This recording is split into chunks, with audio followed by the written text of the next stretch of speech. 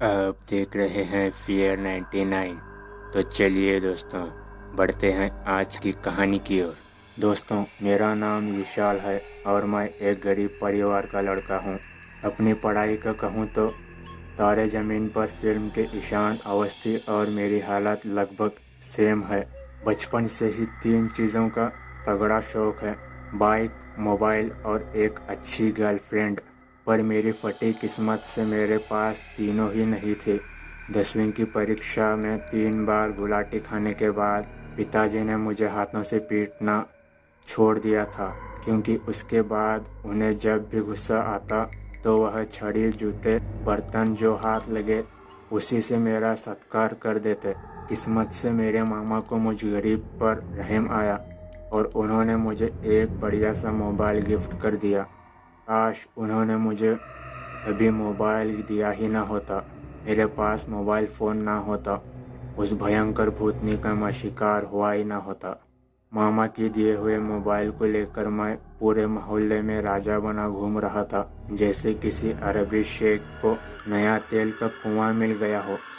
मैं पीपल के पेड़ के पास बैठकर मेरे दोस्तों को नया मोबाइल दिखा ही रहा था कि वहाँ एक अजनबी लड़की आई। उसने पूछा कि नया फ़ोन लिया है? मैंने कहा हाँ। उसने कहा दिखाओ। मैंने फ़ौरन मोबाइल उसके हाथ में दिया। उस डायन लड़की ने मेरा मोबाइल हाथ में लेकर पास की दीवार पर दे मारा। मैं तो गुस्से से लाल हो गया और मेरे सारे दोस्त भी उस अजनबी सरफिरी लड़की की यह हरकत देख चौंक गए। मैंने फ़ौरन अपने मोबाइल को समेटा और बैटरी कवर वगैरह जोड़ा तो देखा कि मेरा मोबाइल तो सलामत था। मैं उस लड़की से झगड़ा करने लगा, क्योंकि एक तो पहली बार मोबाइल हाथ आया और उसने डायरेक्ट उसे फोड़ दिया। मेरे साथ मेरे दोस्त भी उसे बुरा भला कहने लगे। वह लड़की कुछ भी बोले बिना आगे चलने लगी। मैं अपने दोस्तों के साथ उसके पीछे पीछे चल दिया।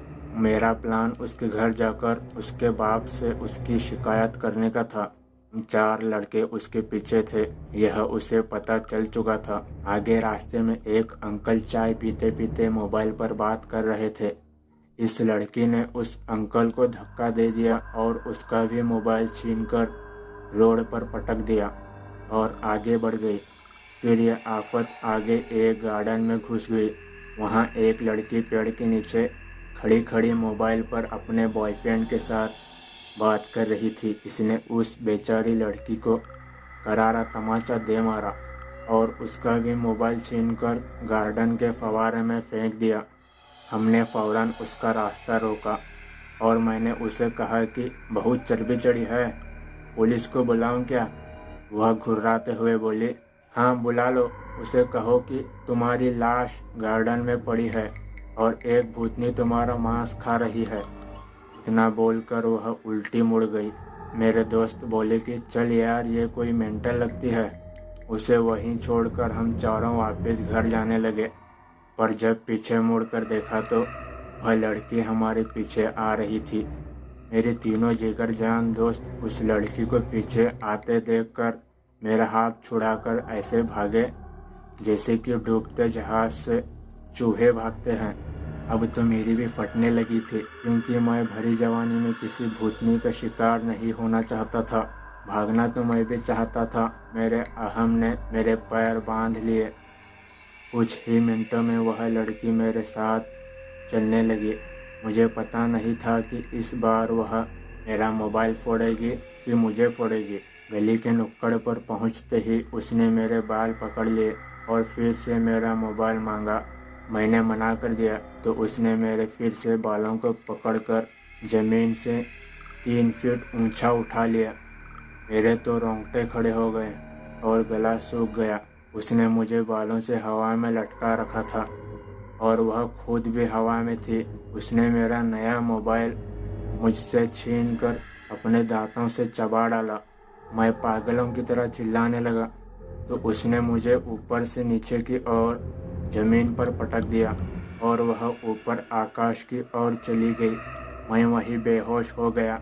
जब मैं होश में आया तो मेरे आजू बाजू मेरे गद्दार फट्टू दोस्त मौजूद थे। और हैरत की बात थी कि मेरा मोबाइल मेरी जेब में सही सलामत था, जबकि उस भूतनी लड़की ने मेरे सामने ही मोबाइल चबाया था। मेरे झूठे दोस्त कहते हैं कि वह कभी मुझे छोड़कर भागे ही नहीं थे और उन्होंने कहा कि गार्डन से लौटते वक्त मैं ही पलटकर उस लड़की के पीछे फिर से गया था। भगवान जाने कि मेरे साथ हुए उस दर्दनाक हादसे की सच्चाई क्या थी।